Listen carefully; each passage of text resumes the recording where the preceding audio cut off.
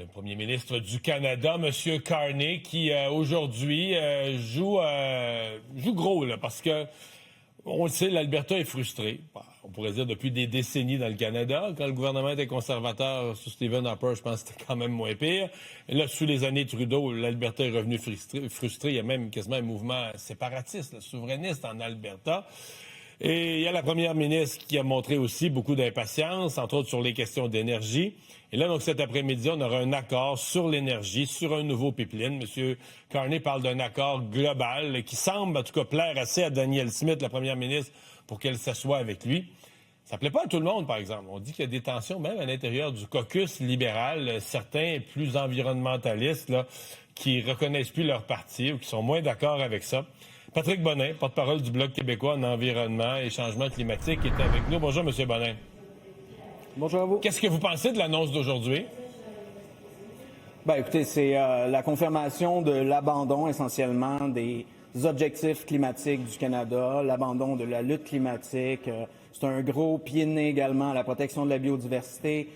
C'est l'apogée, je vous dirais, de ce qui se passe jusqu'à maintenant avec M. Carney. C'est davantage de pétrole, davantage de gaz, on enlève les lois, les règlements, on met de l'argent. Là, c'est une nouvelle entente avec l'Alberta, qui est très contente en passant depuis son arrivée. Fait que nous, de notre côté, c'est, je veux dire, si quelqu'un se posait la question, si un vernis vert sur M. Carney, ben là, le vernis est complètement craqué, c'est noir pétrole. Donc, pour vous, il n'y a pas d'ambiguïté, là. Il y a un changement de Justin Trudeau et Mark Carney. Il n'y a pas juste un changement de personnalité, il y a un changement de politique pour ce qui est de l'environnement. Et très clair. M. Trudeau était loin d'être parfait, mais M. Carney, depuis son arrivée, ce ne sont que des reculs, à commencer par son premier geste. Souvenez-vous, il a signé un décret comme Trump en disant « J'abolis la tarification carbone ».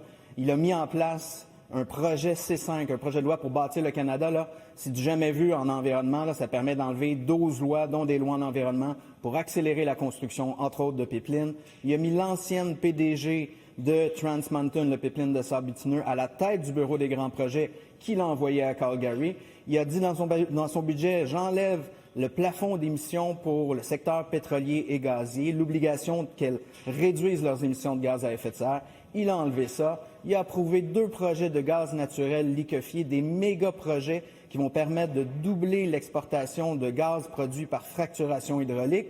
Et évidemment, il a rajouté de l'argent dans le dernier budget pour les pétrolières et les gazières. Et il a enlevé plein d'autres mesures environnementales de M. Trudeau. Donc, je veux dire, c'est très clair. On n'est plus dans la même ligue. J'ai écouté Mark Carney redire qu'il allait s'y prendre autrement, mais que le Canada allait respecter ses cibles, respecter ses engagements par rapport aux accords de Paris. Bien, c'est n'importe quoi.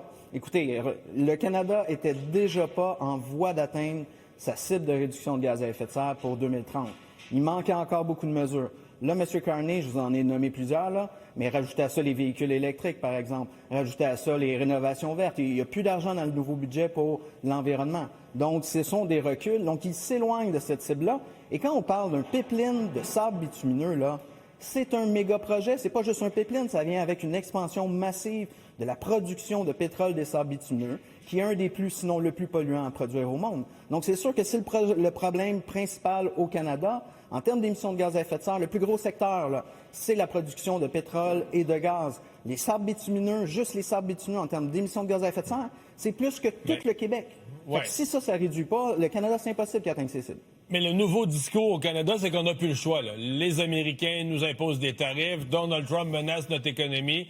Fait que là, il faut s'enlever les doigts des mauvaises places, il faut développer nos ressources, il faut créer de la richesse, il faut débloquer, même si c'est pas parfait pour l'environnement.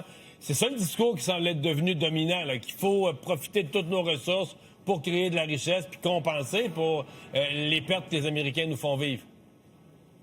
Bien, ça, c'est en effet le nouveau discours de M. Carney. Donc, il utilise la crise commerciale, la crise tarifaire pour foncer plein gaz dans le pétrole et le gaz. Alors qu'on le sait, c'est des projets, il n'y a pas de promoteur. Ça prendrait des milliards d'argent public pour aller de l'avant. Ça prend quoi, à peu près 10 ans pour réussir à construire un pipeline qui, en passant, n'a pas l'appui des Premières Nations qui sont opposées et de la Colombie-Britannique.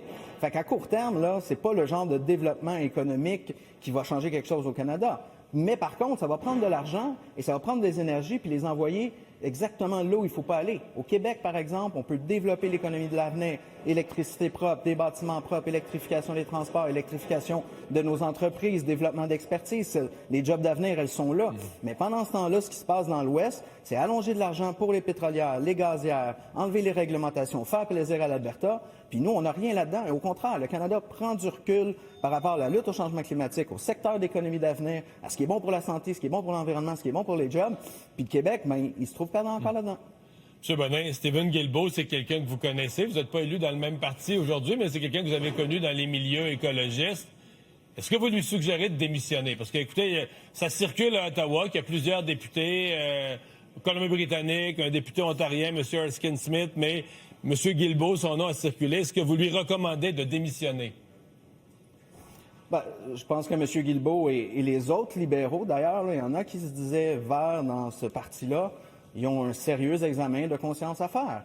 Ils doivent se poser la question comment ils font pour dormir la nuit, alors qu'on le voit, et je vous le dis, c'est très clair, là, c'est l'abandon de la lutte climatique au Canada, c'est plein gaz dans le pétrole, et c'est des nouveaux pipelines, ça n'a aucun sens. Fait que moi, je leur laisse avec leur conscience, mais il n'est pas le seul à avoir honte ici au Parlement du côté des libéraux. Là. Je vous dirais qu'il y en a plusieurs qui sont mal à l'aise et à voir s'ils sont capables d'endurer ça. Moi, c'est clair qu'on a choisi notre côté, nous, de, oui, développer l'économie, mais pas au dépend de l'environnement. Puis c'est clairement pas ça qui se passe actuellement avec les libéraux.